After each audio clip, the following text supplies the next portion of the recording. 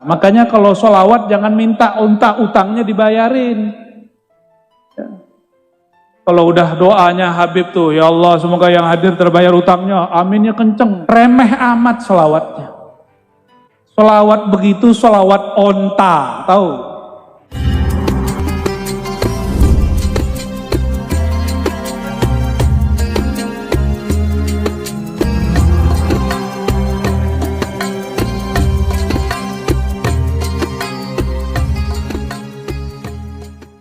Penamputan Abu ya.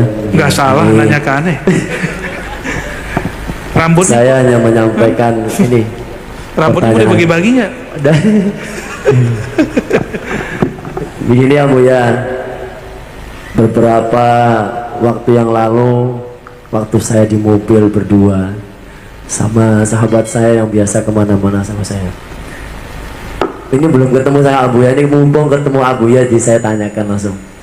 Beliau bertanya, kok ini Kang, apa Abuya Ar-Razi bilang sholawat itu kayak unta gitu, jangan sholawat itu kayak sholawat unta. Ya ini mohon dijelaskan, karena kadang jamaah itu nggak paham sholawat unta itu apa. Karena setelah saya tonton YouTube-nya, ternyata Abuya itu bersama sahabat saya juga, yaitu Habib Abdurrahman Al-Atos di Bojonegoro itu. Saya itu dipahamkan jamaah yang di sini biar paham untuk bersolawat yang benar tuh bagaimana gitu. Ya, ya. Mungkin itu Abu ya. Saya itu tidak ridho umat itu cuma kelas 1. Saya pengen umat itu tambah dewasa. Jangan Arab Badui itu karena ngaji dengan Rasulullah, ma'rifatnya nambah. Naik.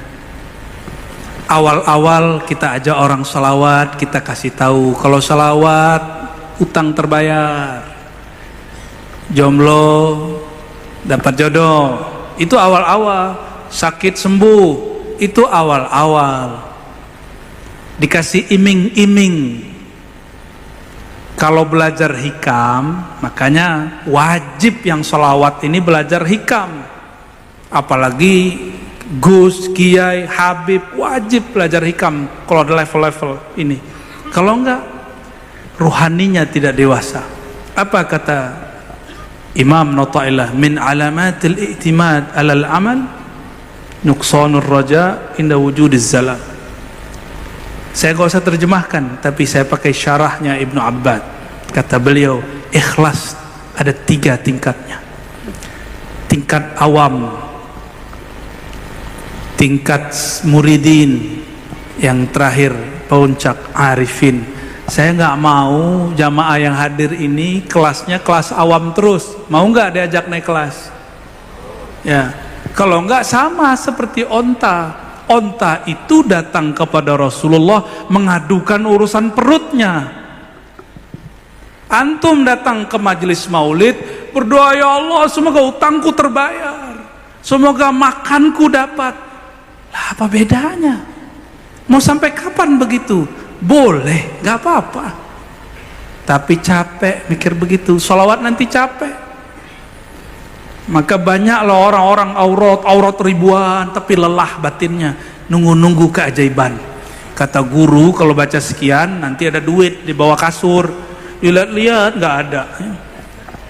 Kata guru, nanti dapat rezeki dari tempat dan waktu yang tidak terhingga. Betul, itu ada. Saya mengalami, saya sahib tajribah. Antum mau sholat berapa? Mari kita adu. Saya pernah mengalami itu, tapi lelah di sini. Dalail baca sekian kali, harap nanti ini itu. Sholawat nariyah baca sekian kali, lelahnya bukan main. Akhirnya sir sholawat nariyah nggak dapat. Kita mau umat naik kelas, itu maksudnya. Itu maksudnya. Makanya walaupun saya dipotong sama Habib Abdurrahman Sahib antum di pengajian, saya tetap bilang sarang hiu. Ya nggak apa-apa, karena beliau berdakwah di tataran awam. Saya yakin dia ngerti maksud saya.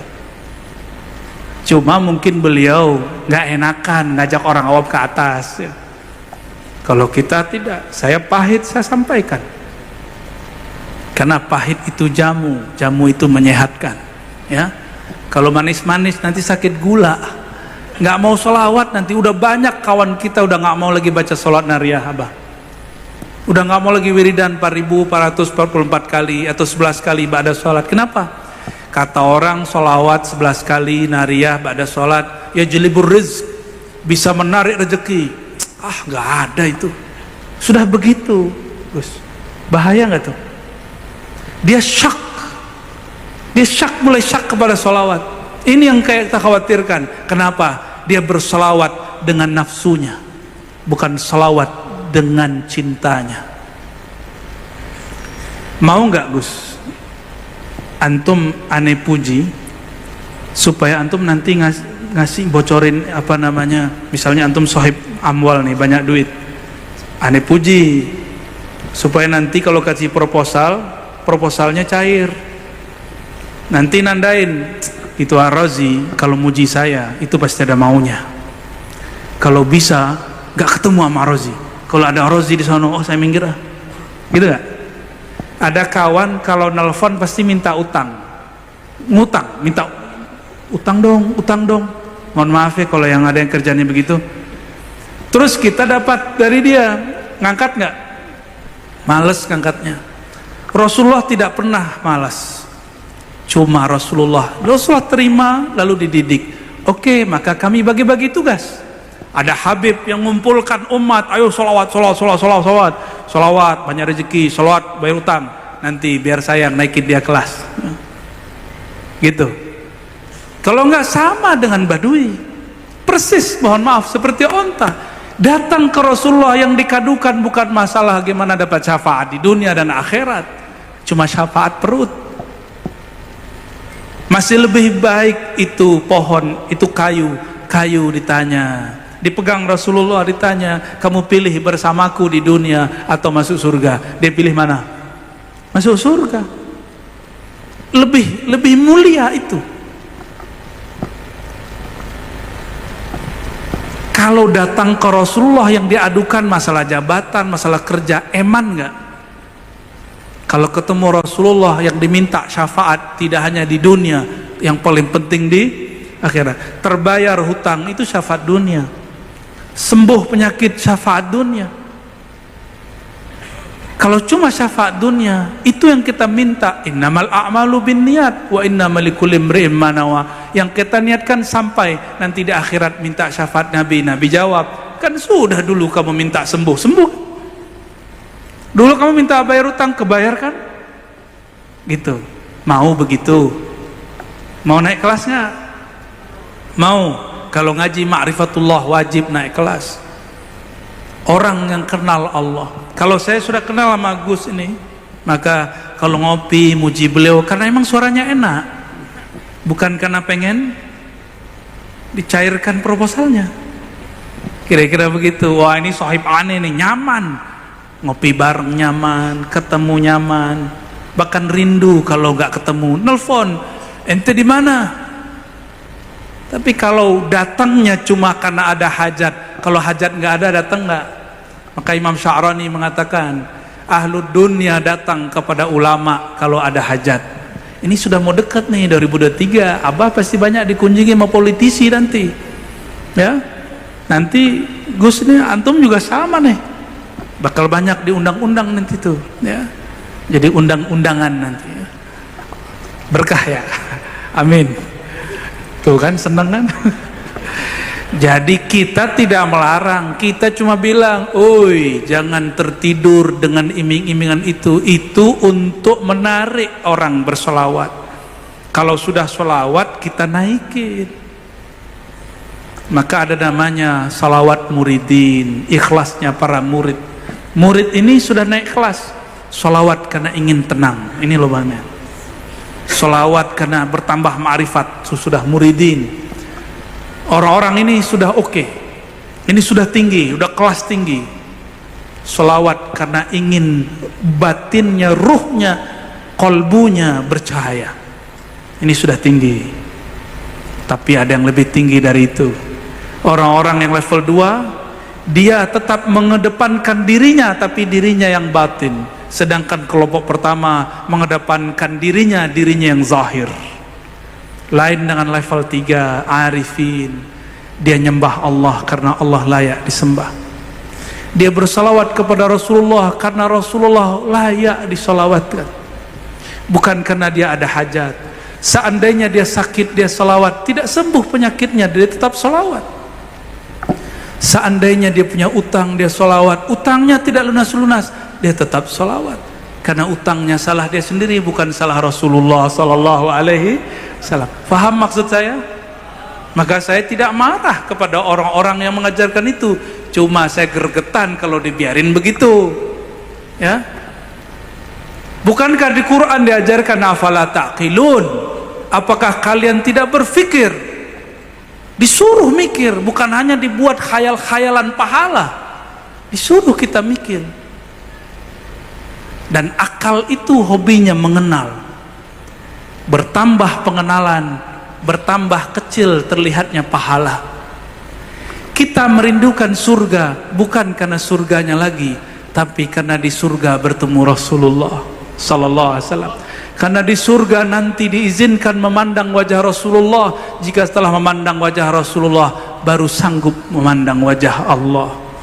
Jadi saya rindu surga bukan karena mau kawin sama bidadari. Di sini juga banyak perempuan.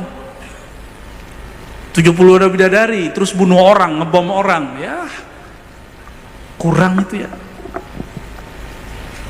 Mending di dunia. Di sorga itu kita ingin rindu masuk sorga karena satu hal yang mahal. Di sana ada Rasulullah sallallahu alaihi wasallam. Kalau tidak ada Rasulullah sallallahu alaihi wasallam, saya tidak akan merindukan surga. Ternyata beliaulah inti dari surga itu. Beliaulah surga yang sebenarnya. Beliaulah ruhul jannah. Ruhnya surga itu beliau. Maka kalau ada kajian hakikat mengatakan tidak usah harap surga, itu maksudnya surga materi, surga syahwat. Maksud mereka, ayo harapkan ruhnya surga. Itu maksud saya, Gus, ya. Jadi jangan salah faham. Kalau antum mau salah faham, silakan. Kalau mau lain faham, apalagi saya paling terbuka dengan orang berbeda faham, ya. Dari awal kita berdakwah tahun-tahun 2008, saya mulai dakwah terbuka ngaji kitab 2008, dan kita sudah siap berbeda karena al-ikhtilaf rahmah.